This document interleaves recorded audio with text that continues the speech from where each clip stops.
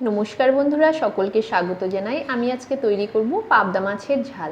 তৈরি করা কিন্তু খুবই সহজ। এভাবে হালকা পাতলা পাবদা মাছের ঝোল তৈরি করে খেয়ে দেখবেন, খুবই ভালো লাগবে। প্রথমে এখানে কতগুলো পাবদা মাছ নিয়েছি। মাছগুলোকে বেশ ভালো করে জল দিয়ে ধুয়ে পরিষ্কার করে নিয়েছি। এবার মাছের গায়ে লবণ আর হলুদ দিয়ে দিলাম। লবণ হলুদ দিয়ে মাছের গায়ে বেশ ভালো করে মেখে নিতে হবে।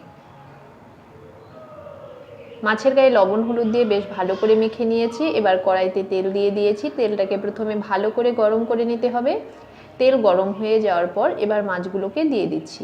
মাছগুলোকে দিয়ে একটু ভেজে নিতে হবে। সবগুলো মাছকেই দিয়ে দিয়েছি। এবার মাছের এক পিঠ হয়ে যাওয়ার পর উল্টে অপর পিঠও ভেজে নিতে হবে। পাবদা মাছ ভাজতে কিন্তু খুব বেশি সময় লাগে না, দেখবেন খুব তাড়াতাড়ি ভাজা হয়ে যায়। এক পিঠ হয়ে যাওয়ার পর অপর পিঠ উল্টে দিচ্ছি। অপর পিঠও একইভাবে ভেজে নেব। দেখুন মাছগুলো ভাজা হয়ে গেছে। এবার মাছগুলোকে নামিয়ে নেব।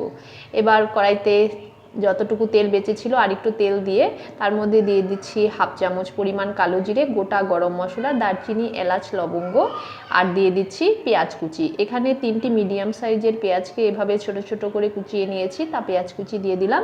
পেঁয়াজ কুচি দিয়ে নেড়েচেড়ে ভেজে নিতে হবে। হালকা একটু লাল লাল করে পেঁয়াজটাকে ভেজে নিতে হবে।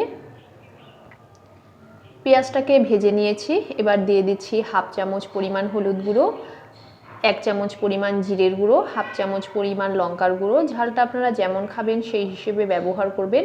এবার সামান্য একটু জল দিয়ে মশলাটাকে বেশ ভালো করে কষিয়ে নিতে হবে। গ্যাসের ফ্লেমটাকে মিডিয়ামে রেখে মশলাটাকে বেশ ভালো করে কষিয়ে নেব।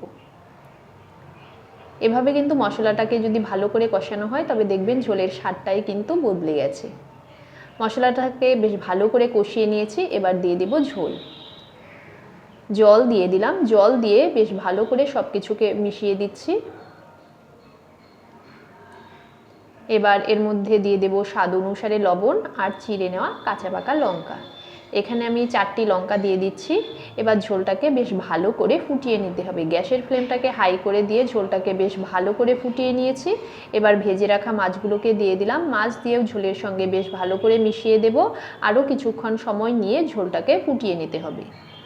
আরও 5 মিনিট সময় নিয়ে ঝোলটাকে ফুটিয়ে নিয়েছি। এবার নামানোর আগে দিয়ে দিলাম গরম মশলা। গরম মশলা দিয়ে নেড়েচেড়ে ঝোলের সঙ্গে মিশিয়ে দিলাম। এবার গ্যাসটাকে বন্ধ করে দেব। এবার নামিয়ে সার্ভ করে নেব। একবার এভাবে তৈরি করে খেয়ে দেখবেন, খুবই ভালো লাগবে। আর যদি রেসিপিটি ভালো লেগে থাকে তবে একটি লাইক করে দেবেন, কমেন্ট করে জানাবেন কেমন হলো। আর অবশ্যই এভাবে একবার তৈরি করে খাবেন। গরমের দুপুরে কিন্তু এভাবে হালকা পাতলা পাবদা মাছের ঝোল থাকলে খেতে মন্দ হবে না। তবে আজকে আমি রেসিপিটিকে এখানেই শেষ করব। আর আমার চ্যানেলে নতুন বন্ধু হয়ে থাকলে তবে প্লিজ চ্যানেলটিকে সাবস্ক্রাইব করে নেবেন। ভালো থাকবেন, সুস্থ থাকবেন। ধন্যবাদ।